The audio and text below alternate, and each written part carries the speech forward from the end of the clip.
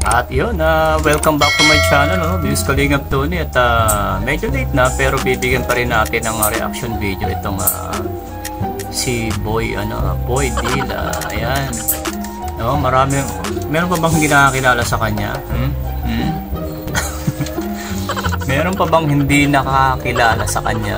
Itong si Boy Dila raw ay di umano ay isa, no, tinawag ito ni ng kanilang mayor, ano, na mukha ng issue, ano, yung mukha ng issue. Alam mo bakit? Kasi siya yung talagang siya yung nakilala, no, ng maraming tao dahil sa ginawa niyang pang-aasar. At talaga namang kung makikita niyo sa mukha niya, talaga namang kung ako kaasaran ko itong tao to, siguro mapapatalikod na lang ako, mapapaiyak na lang ako kasi nakakaasar talaga siya. Kaya iyan, ano, di ba may mga nagsasabi nga na kahit na hindi naman siya nakapanakit, pero alam mo yun, yung emotional feeling na nakakaasar, no, na hindi siya nakakapanakit, no, sa kanyang itsura na mapang-asar, no? At siguro naman itong si Boy Dila ay ano lang din naman, dala lang din siya ng kasiyahan at ayun, kawalang respeto rin sa iba, no? Kaya niya nagawa yun. Hindi naman siya ganun talaga siguro kasamang tao. Hindi lang din naman talaga siguro siya naturuan ng maayos. Yun lang naman siguro, hindi naman siya masamang tao, kaya nangyari yun. At nataon, ano, na siya yung nakuha na ng lente na nakakaasar talaga, no, kung titignan mo yan. Nilaganyan sa'yo, diba? Nakakaasar talaga. Tapos yun nga, sa ibang seryosong issue naman, marami ring nagreklamo, no, na meron pa nga raw dyan ay nabasa yung laptop at saka yung cellphone. Meron yung ang nakakaawa ron is yung nakakaawa rin naman lahat, pero mas nakakaawa rin yung yung single mom na nag-a-apply sa abroad, ano, no. Ang statement niya ay isang buwan niyang inintay yung pagkakataon na yon, isang taon inintay ang pagkakataon na yon, at nung dumating yung pagkakataon na yon, hindi niya na may naasahan na dadaan sila sa San Juan na piyesta at may mga kwatog na nandoon, ano, piyesta ng mga abnoy. Ang mga nandun pala sa nadaanan niya, kasi hiwala yung piyesta ng San Juan, tapos dito sa nadaanan niya nandun yung mga piyesta ng mga abnoy.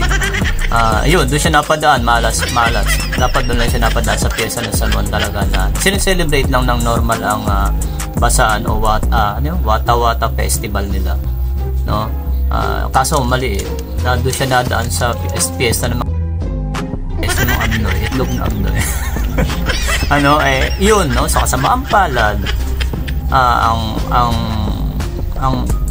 yung nabasa nilang anong yung babae, halos hinaram lang din yung damit na gagamitin sa interview dun sa employer niya sa papunta nga silang bansa, no. So ang ending, hindi siya natuloy na umalis, hindi siya natuloy na makakuha ng spot dun sa interview na pupuntahan niya nga, kasi syempre basa siya, tapos mga dokumento niya is basa, diba? Hindi nyo ba naisip dyan na sa yung mga piyesta ng abnoy, nag-celebrate ng piyesta ng mga abnoy dyan sa San Juan, hindi nyo ba naiisip, ano, yung perwisyong nagawa nyo? Imagine niyo, single mom yon na nag-a-apply sa abroad at isang taon niyang inantay yung interview na yan, at nung na-interview siya, binasa nyo lang at ang katwiran nyo ay ano? Piyesta nyo. Okay, sige, pagpalagayin natin, nire-respeto naman nila ang piyesta nyo, hindi nga nila kayo ginulo, di ba? Besides, dumaan lang sila, pero nakiusap sila na wag. Pero ano ang ginawa ninyo? Di ba tinuloy nyo pa rin yung kasiyahan nyo? Alang-alang sa kasiyahan nyong mga abnoy, marami kayong nadamay. Kaya ito, sila magpa-file sila ng complaint laban sa inyo At meron ba tayong mayor nyo na sinabi niya sa balita na kung sino ang makakita kay Boy Dila ay talagang meron siyang ipapa-experience na hindi niya rin malilimutan. At sana doon din sa nambasa doon sa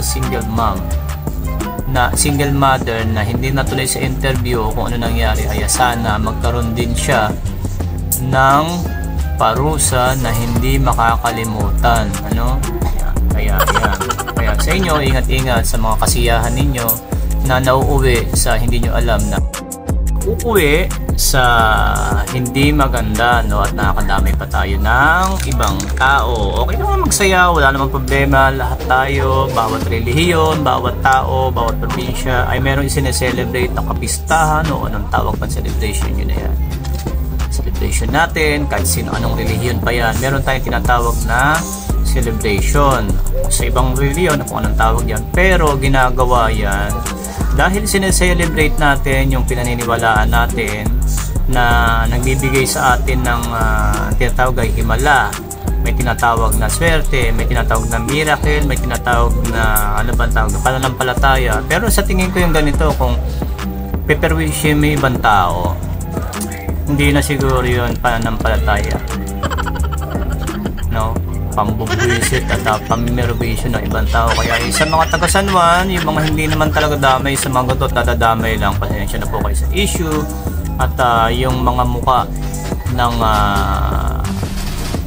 mga tolongges, mga bugok yan sa piyesta nyo, sila po ang sisihin nyo kung bakit nangyari yung mga ganitong issue, dapat nga yung mga dumadaan ay hindi na nila hinahayaan na lang nila, kasi alam naman nila na lahat yan ng dumadaan dyan, yung commuters, majority, paramihan ay galing sa trabaho o papasok pala ng trabaho pag umaga, kaya itong mga wala naman trabaho dyan na sa San Juan, ng mga tambay, mga anong tawag dyan sa kanila, namimirwisyo pa sila ng may mga trabaho.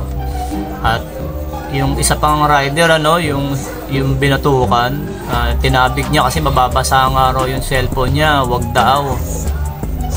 Tinuloy pa rin, nung tinabig yung pitchel o yung tabo, binatukan pa siya, tapos susugurin pa siya, ganun kakapal ang muka ng mga nag-celebrate ng fiesta ng mga kabubukan dyan sa San Juan na nadadamay lang, pati matitinong mga taga San Juan na hindi naman ganyan, Kaya yun, lesson yan sa mga, hindi lang sa mga bugok doon sa mga na nag-celebrate ng fiesta, lesson yan sa lahat ng mga nag-celebrate o kung ano man yung tawag nyo dyan, kung kapistahan ba yan o mag-celebrate tayo ng wala tayong mapeperwisyong iba, kung mga lasing, umuwi o kaya mag-inom lang, matulog, ganun lang. At kung mga kung mga nakakarga naman, mga nakadurog naman, dapat kayo ay pagpungo sa ulo. Huwag kayong pakalat-kalat kasi nakakirwisyo kayo ng iba. Kaya yun lang, sa ngayon, yun muna yung ating komento. Medyo nung nakaraan pa dapat itong aking reaction video nung kaibigan ni Boy Dila, pero mas masarap pumilata kaysa mag-comment sa mga bugok na to. Yun lang natin nagawa kasi wala tayong magawa, Kasi mamaya magsain din ako. Okay, bye-bye.